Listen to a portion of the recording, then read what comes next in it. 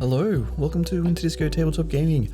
We've got the Games Workshop Sunday preview, and there is so much coming out next week. It feels like from all the weeks that they missed in the last couple of months, they're just chucking them all in right now. So there's so much, so let's get stuck into it. Firstly, we've got a first interesting one. Little confused by this one. So we have a new start collecting Soulblight Gravelords for Age of Sigmar. We have the old skeleton models. Actually, they're okay. I don't mind them too much. Yeah, some cool little bits in there. We have some Skelly Knights, but then we also have the Wight King. That's what it's called, the Wight King? Yeah, the Wight King. In this box. So at the moment, this is the only way that you can get this new model, which is a little odd. I ain't gonna lie. But, you know, you're gonna get a whole bunch of savings in here anyway. We can make a judgment on how much this model would normally be based on current models. It'd probably be like between 70 and 90 Australian dollars, obviously less in the US and UK and EU and other places, but a little strange. But in your start collecting box, that's cool. We also do get the dire wolves. Nice little box there. So how many we got in the box there? We got 1, 2, we got 10 in that box, which is nice. So that, you know, they're cool little models. I think the only one actually 2 of them come on sort of like rocks, which is nice. And he's on a rock, so obviously, you know, he's the leader of the dire wolves, because you got to put your leaders on rocks. It's Games Workshop rules. Speaking of rocks, Belladamma Volga, first of the Vyrkos, she's on a giant rock. Very cool model. One thing I really do love about the new Soulblight range is the characters, the detail, and the fact that they're just giant centerpiece models. Each of them are just a stunning diorama almost. So yeah, this one's coming out. Very cool model. Like the 2 wolves, I do love the hair, and the dress is just so much detail in there. I love that. We also have Radukar the Beast.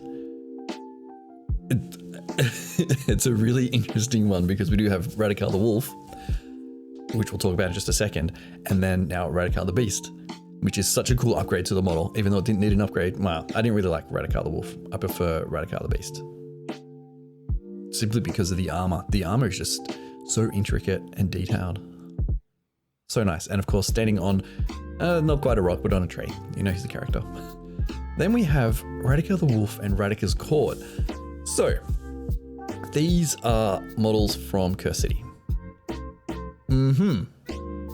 Interesting. I don't really want to talk about this too much. We've talked about possibly what they're going to do with the models, and this is what they're doing. They're just releasing them. I'm interested to see if it comes in a box or how you actually get these models. But we'll see. So they're only available on Games Workshop. So you get 2 different sets. So you get Radukar in one set. So that will probably be like $60 Australian. And then the court itself. So you've got a whole bunch of models in there. All the characters from Curse City. Interested to see how much that's going to cost. I think it would be in the 180 to 230 Australian mark. If you look at the sprues from Honored of the Chapter, I think, for Space Marines, which was the new Indomitus box, and the Necron half of that. I think the Necron half was 180 Australian. If you check the prices there, I think it's going to be in that realm around abouts. So quite interesting. Yes. So it's only going to be available from Games Workshop. So you can get it in store or online. Doesn't really indicate how long it's going to be available for. Could be a while. It might just be a limited pressing, which is really strange. Yeah.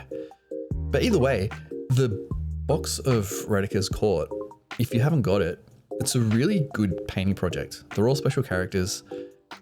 Some simple ones like the Vyrkos in the background, but then you got the special characters at the front. Yeah, it's a really good painting project. So I do recommend picking it up. We also have Kritza the Rat Prince. We only get the one on the front. So he has his rat cloak, and then, yeah, so only the front look, but if you see the side on view, it's a long model, and he has a rat tail. It's gross. So there you go. That character is coming. Then we got Lady Annika, the Thirsting Blade. So this actually comes in 2 different builds. So one has a mirror, I believe, holding a mirror, and the other one has this weird bat hand. So you can get some extra little bits in there. Very stylized, thematically posed model. That weird, what do you call it? Gothic. Just this pose, this long sweeping pose of the cloak. I really do like that. Very elegant, but also kind of creepy. Right, and we also have stuff for diechasm. We got Kainan's Reapers. Some of these fellas, yeah, I'm still a bit like, I don't get it, but you know, I like the head. I'll take the head. That's the bit I like.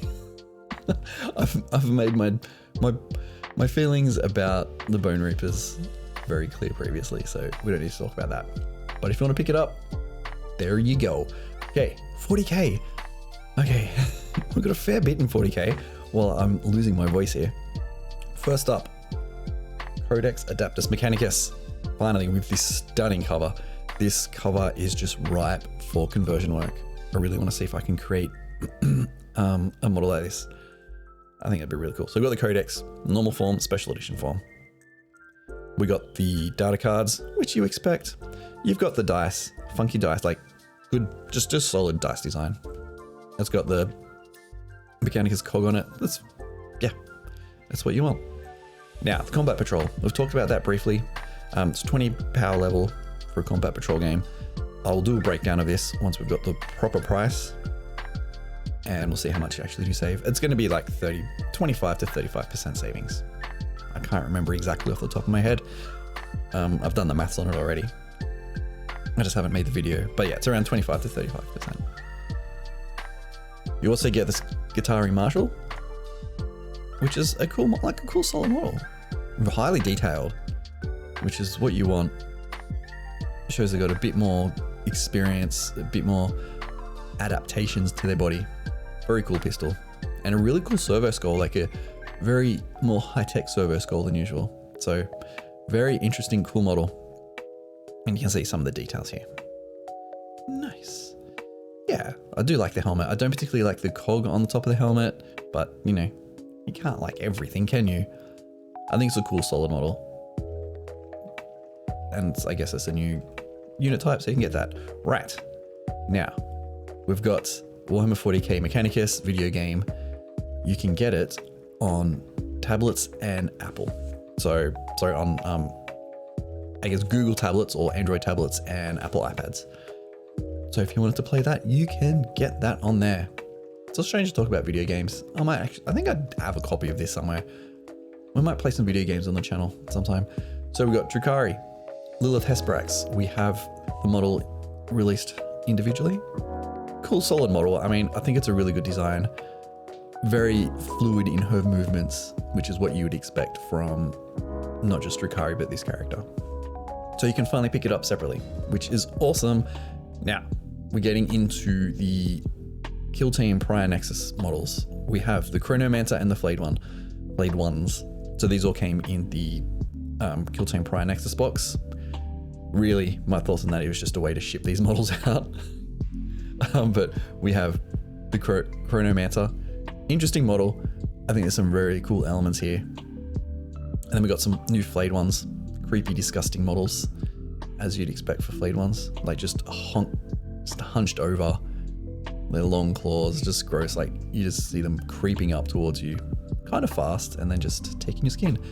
And the big boys, Captain with mastercrafted heavy bolt rifle, it's a mouthful, and heavy intercessors. So we've got these ones coming. These are going to be pretty cool. I'm probably going to pick up the intercessors, I think. And we'll do an unboxing and a build guide for them, because I think it's such a great addition.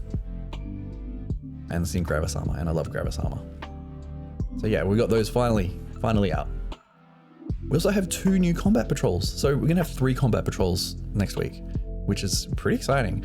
We have the Necrons one, which if we have a look here, we do have the 10 Immortals, or you can build them as Death Marks, a Night Scythe or Doom Scythe, and you get a unit of Tomb Blades and an Overlord.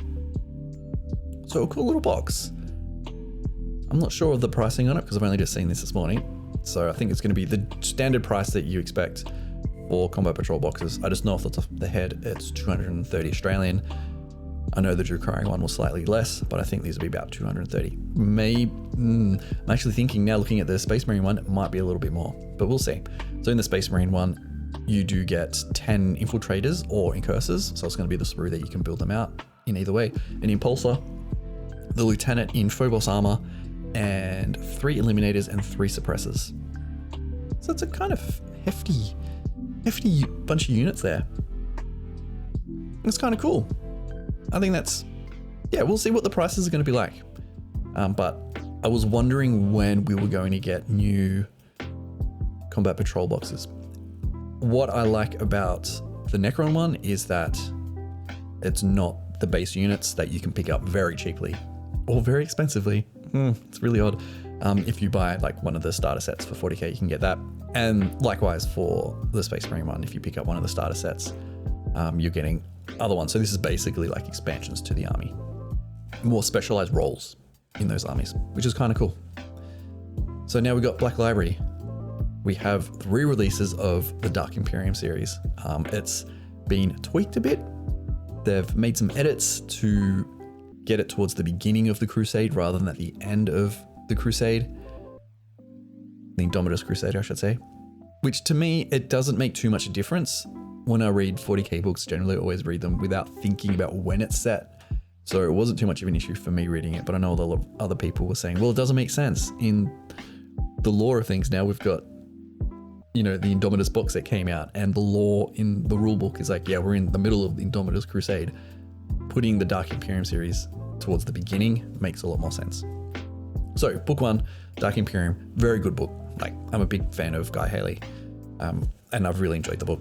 Plague War, very good too. Ended on a very interesting cliffhanger.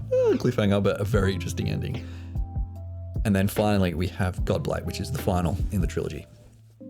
So I'm probably going to pick that one up because I'm interested to see particularly what Gilliman does after the ending of the second book. It was interesting. Yeah, maybe he's changing his ways to the Imperial Creed and the idea of the God Emperor. Who knows? Yeah, I think it's a really good, very interesting book. I love how you get the perspective of the greater demons of Nurgle and all the Nurgle demon perspective. Very interesting. Kind of odd in a weird, funny way, but I really do like it. And then we have a special edition. Look at that's beautiful. That's really beautiful. Although the art looks like he's squatting down. He has tiny little short legs, which I know that's his knees, but kind of weird. Yeah, that's really nice. So there's not going to be many of those and they'll snatch up. So there we go. Lots of releases. Woo, that took like 13 and a half minutes. So we've got Soulblights. We're just going to quickly skim through these. Radukar the Beast, such a cool model. Curse City models released. Odd. Some more characters. We've got Kainan's Reapers. AdMech has their release, as we can see, and more characters. And I know I'm going through this really fast, but there's so many. So there's a lot for pre-order next week. I'm most excited about these boys. So yeah, that's it. Let me know what you're most excited about. And I didn't do a pre-order video for the last few days release, which was the first Soulblight release and their Battle Tome. I was pretty sick on the weekend, so I just decided we'll just skip that video for now. But I'll do the pre-order video for this one because there's a lot to go through, and particularly for the Combat Patrol boxes. So yeah, that's it. I'm out. If you got this far, thank you for watching. Hit that like button. If you're not subscribed, hit that subscribe button and the bell so you get the notifications. And also, there'll be links in the description for Facebook and Twitter. I'm trying to use social media a bit more now. So you can jump over in there and do all that stuff. So that's it. I'm out of here. Thank you for watching, and I will catch you in the next video.